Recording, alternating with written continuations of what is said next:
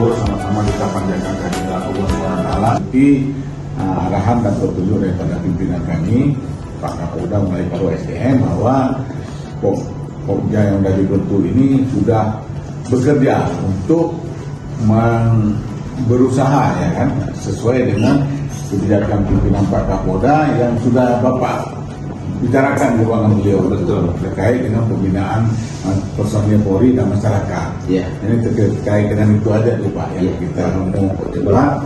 Nah jadi sebagaimana Bapak sudah ceritakan tadi, ini kan ada terkait dengan instansi lain.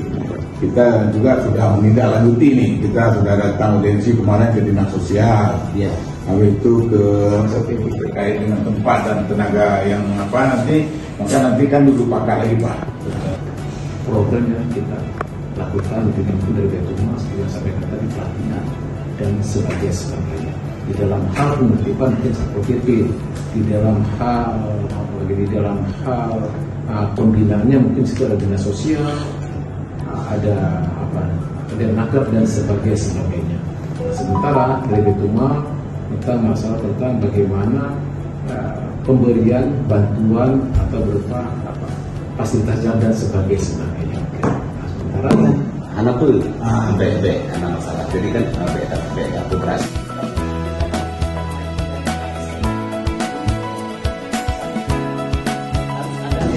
Bulan utara sampai gedung kali Pak Hamidi, cuma kata Pak yang lebih informasi Pak.